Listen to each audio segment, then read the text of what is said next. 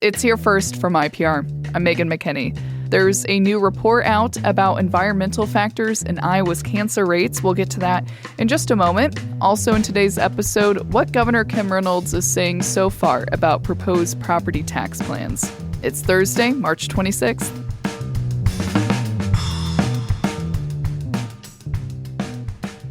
A new report looks at how environmental factors in Iowa could affect cancer rates. IPR's Natalie Krebs reports.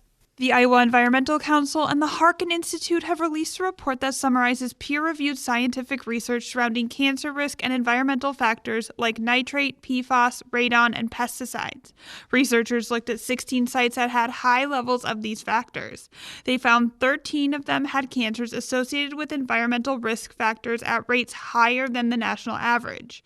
Michael Schmidt is with the Iowa Environmental Council. He says many Iowans seem unsure of how the environment could affect their cancer risk. So what's in the water we drink, the air that we breathe, the soil, those were being discussed a lot less, and people just didn't have information about what the risks were or what they can do about it. Iowa has the second highest rate of cancer in the country, according to the Iowa Cancer Registry. I'm Natalie Krebs, IPR News. Data centers and nuclear plants would have to donate to the state's universities to receive sales tax exemptions under a bill advanced by Iowa senators. The money would have to be for nuclear engineering programs at the state's public universities. Under the bill, the companies would have to donate at least 5% of what they saved in tax exemptions to the programs. Pam Mackey-Taylor represents the Iowa Sierra Club, which is against the bill. She says data centers and nuclear plants hurt the environment and called the tax breaks unnecessary. I would suggest to you that any money should be collected as taxes, put in the general fund, and if the university wants to start a program in nuclear energy, they can do that, but they don't need a kickback from these industries. Currently, there are no nuclear engineering programs at the state's universities.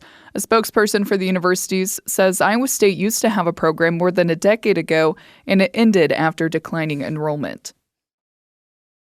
Governor Kim Reynolds says she's having positive and productive conversations with Republican state house leaders as they try to reach an agreement on property tax relief.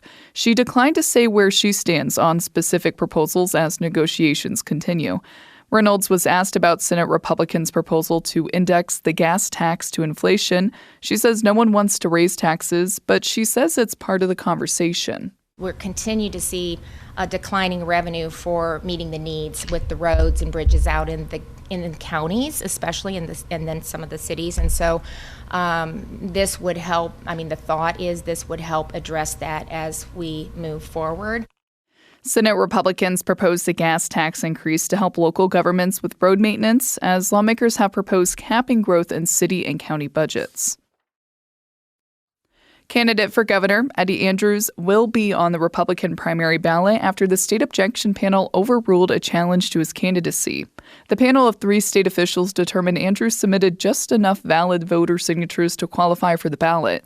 Andrews says several pages of signatures went missing from his campaign and suggested they may have been stolen. He says his volunteers had to scramble to get more signatures, which he submitted at the last minute as the filing period was closing. Let me tell you, I am extremely ecstatic, not just for our candidacy, but for the state of Iowa and the voters who now get a chance to have their voice heard on June 2nd.